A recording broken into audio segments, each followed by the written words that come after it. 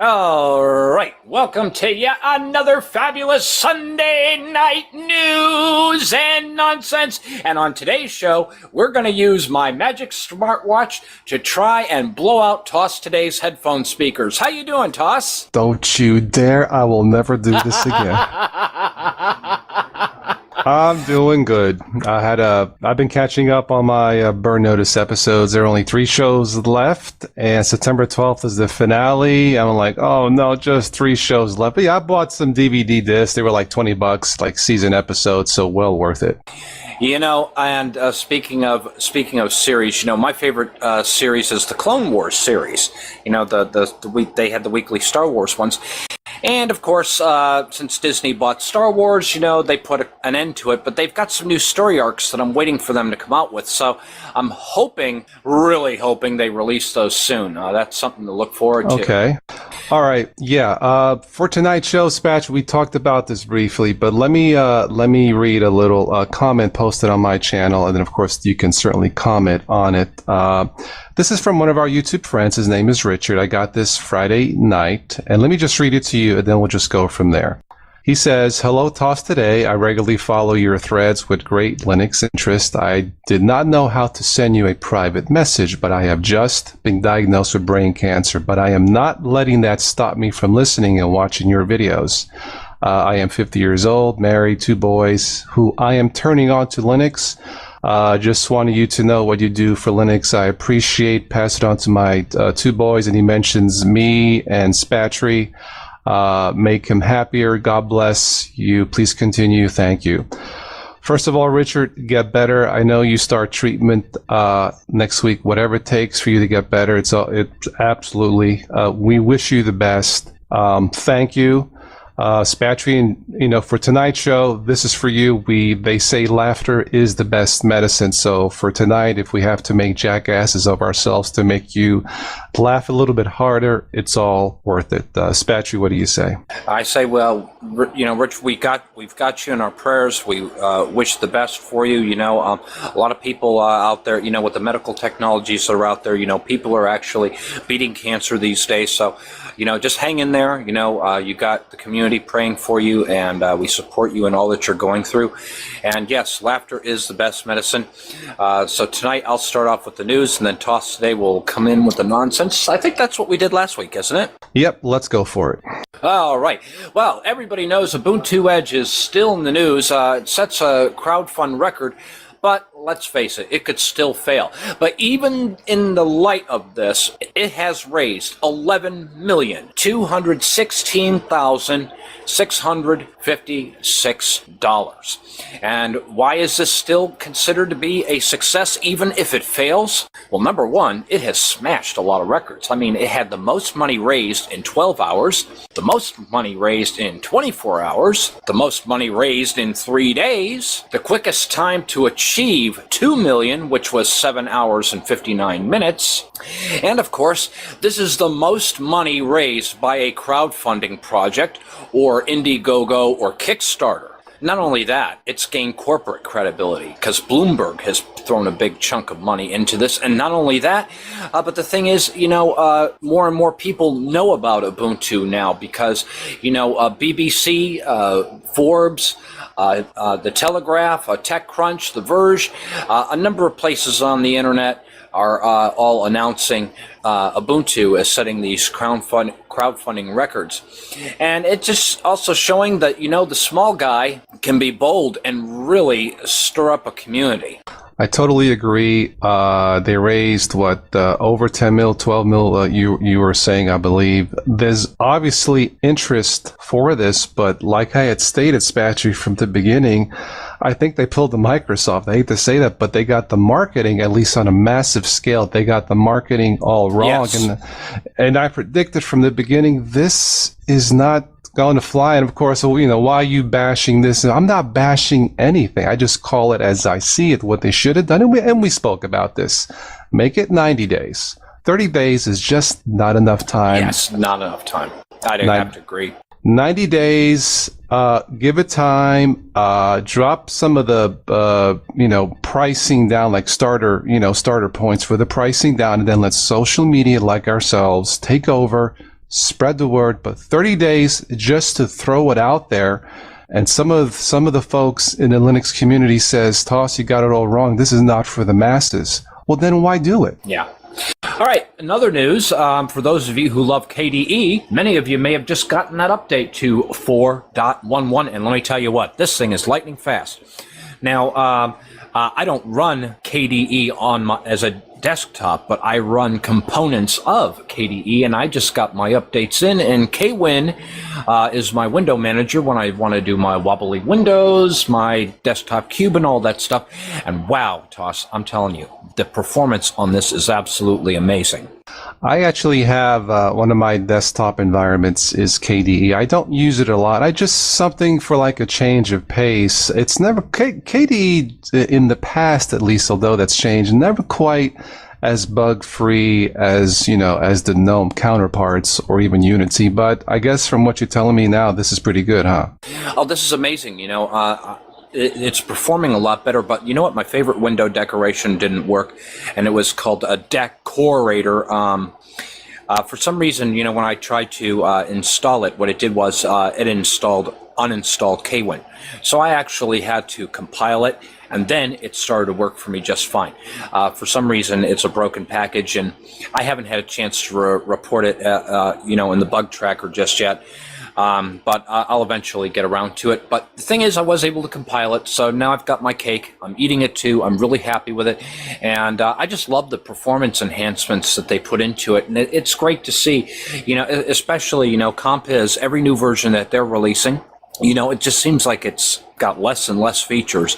And KWin, they're coming out on the top. They're doing a lot for desktop and optical compositing on your desktops, and it's compatible with a number of desktops. So, and of course, in my Linux Lite Learning series that I'm doing right now, and I'm stopping at episode 3 because now all future episodes in Linux Lite Learning will not be numbered, because every episode is going to start off with a fresh install. And I'm actually going to cover KWin, and I'm going to do a detailed tutorial on that, just as detailed as the Compiz one I did when I was running PinGuy OS. So something to look forward to there. Yeah, Linux Lite, it's one of my recommendations for a light Linux distribution for beginners. That, and you also may want to try Lubuntu. But yeah, Linux Lite has been pretty solid from the beginning. Hey, Toss, now you can get angry at me because now I got to start throwing stones at Microsoft. Here it comes, folks. Microsoft sends DCMA, and for those of you who do not know what DCMA is, that is Digital Millennium Copyright Act notice to remove OpenOffice from search. And apparently, Microsoft doesn't like the fact that, when people search for these Office suites, that, Microsoft Office isn't coming out on top. And so I put this to the test, okay? Uh-huh. And so apparently, Microsoft doesn't want, Google to be offering, LibreOffice or OpenOffice or any other Office competitors for front page, the first page links. And so, they're doing this against, and the thing is they're trying to do this with Bing as well. So I decided I'd put this to the test. I opened up Bing and I did a search for Office suites. And get this. The first link is to the Wikipedia for Office Suite. And then the second link is for Apache OpenOffice. The third link is another Wikipedia link for OpenOffice. And then there's a link from download.cnet for Office Suites for Windows, free Office software from Kingsoft. You are loving this, aren't you? Yes, I am. And then, of course, there's shopping for Office Suite results. And then finally, underneath the shopping results is Office.com, Microsoft Office. Well, what can I say? Those of you know that when it comes from Microsoft, I love Windows 7, I love my Xbox. But since we're on the Microsoft bandwagon, so to speak, the updated YouTube app for the Windows 8 phone that was supposed to clear out a lot of bugs and be more stable, well, Google canceled it because I guess it violated the terms of service. Absolutely. And yes, I was going to bring that up because, Microsoft, they think they're the biggest cat in the game. And apparently that's not the case anymore, because now, Google's got a little bit of clout under its belt. And Google's like, oh, yeah? All right, well, your, app doesn't work with our, advertising guidelines. So we're just going to block your stinking YouTube app, And then Microsoft is once again spinning its web of confusion and FUD around Google.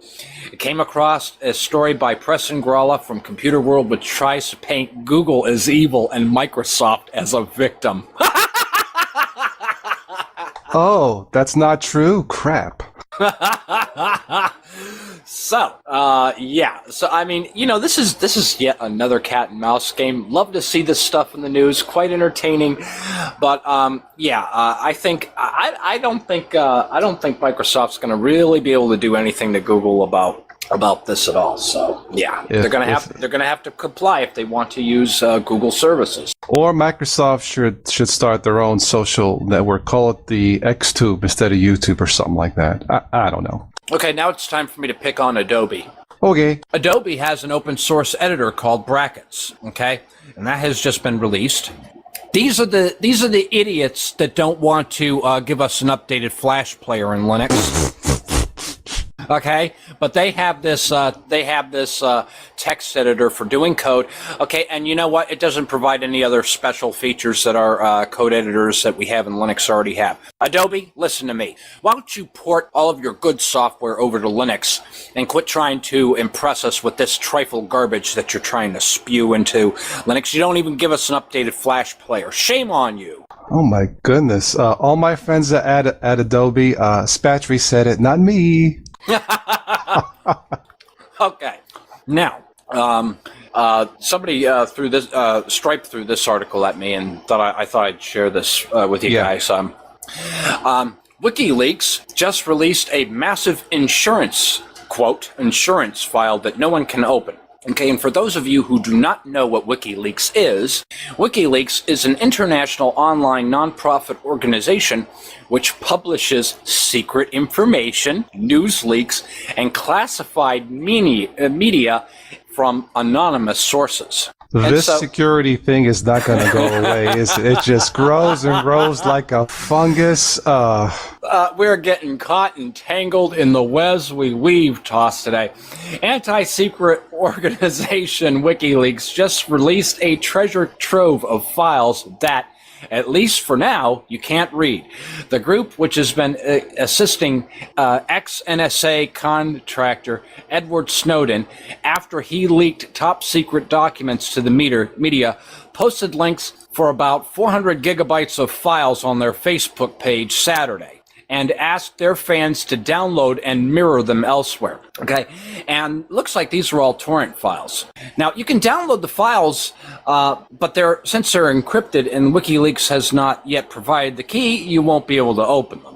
Now, I don't know why they're doing this, but this is going to stir up some serious poo-doo. What do you say, Toss? They were to actually give that key out, and people have access to all this supposedly classified information. And by the way, WikiLeaks is not an American website, so is the government going to be able to really shut them down? I really can't talk right now because, Patrick, I'm getting a secret message on my spy smartwatch. I need to go.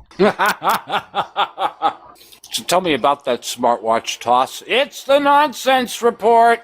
Well, apparently this is for real, and we may wind up eating our words, but Samsung is going to release, at least official news next month, called the Samsung Gear, their version of the smartwatch. I'm assuming Bluetooth tethered, to your, smartphone. You and I have been cracking jokes about this since last year, so yes. Maybe this is a little new. Yeah, so this could be a little bit of both news and nonsense. The pictures, artist rendition looks cool. I just hope they don't forget to put the watch in the smartwatch, meaning that there's still a spot on it that tells time. But we'll see. I still think they should have a blood pressure measuring unit built into it. Samsung, are you listening? and for and Yeah, right. have it measure other health characteristics too, right? Yeah. Well, hey, I remember when I was a kid, they came out with those calculator watches. Those were kind of cool.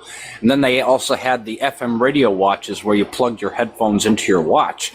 That was something else when they were coming out with that stuff. Well, speaking of biology, singer-songwriter Chubby Checker, he wrote Let's Do the Twist, right? Yes.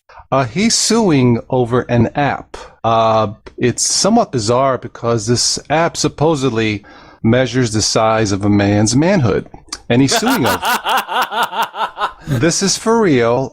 I cleaned it up, but he's suing over it, and I couldn't quite figure out the connection. So I dug in, did some more research and some more probing.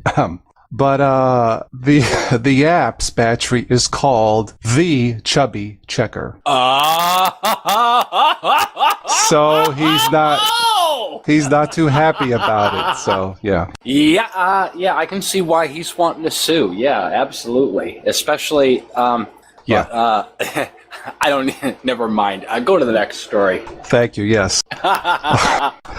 Well, you were talking about classified stuff, Spatchy. I don't know about you, but I've been sleeping much better this week because the CIA declassified the most highly technological location on the planet. And do you know what that is? Area 51? Yep. Like you and I didn't know about it. Ha ha ha. Yeah, it came out this. So who knows what'll come out of that? But I mean, to me, it's so silly. Oh, you finally declassified. Okay, we won't tell anybody, right? So tell me what's really going on at Area 51? I think they're building those smartwatches, Battery. I think that's what they're doing there. Yeah. Yeah. Okay. Let's see. Here's something that you might like. Scientists in Turkey have created green fluorescent glow-in-the-dark bunny rabbits. What? This live animals that glow in the dark? Yeah, I guess they injected some kind of jellyfish cells in it to glow in the dark. Of course, this begs the question, why? I don't care why, because if I'm taking a stroll in the woods and I see green glowing bunny rabbits, you can direct me to the nearest fallout shelter. Yeah, Zeus says radioactive bunnies, but what if they were to combine that material that they're injecting in the bunnies into the Chubby Checker applet? Will you stop? I knew you wouldn't get off. You've been just dying for a topic like this, folks. Anyway. A zoo in China has a strange way of taking care of its paying customers, Patch. I guess there's a shortage of lions because they replaced the lion exhibit. They replaced the lion statue with a rather hairy, exotic dog. And they almost got away with it, except customers started getting suspicious when this lion started barking. I don't get that at all, but whatever. Yeah, that is kind of odd. Very odd. Oh, let's see what I have here. Oh, I came across an article, Great Gadgets for Women. I think this is USA. I can't remember, but one of the gadgets. I mean, there are typical gadgets like a tote bag, a purse that you can connect your electronics to and all that stuff, which is fine. But there's a smartwatch for women. Which is fine, but the name of the watch, the brand is called Martian, and I don't get it. Martian doesn't sound feminine. It doesn't sound like it would be for women. No, it sounds like something for geeks. But there is a Martian smartwatch. I guess both men and women. I guess it's feasible that women would buy it.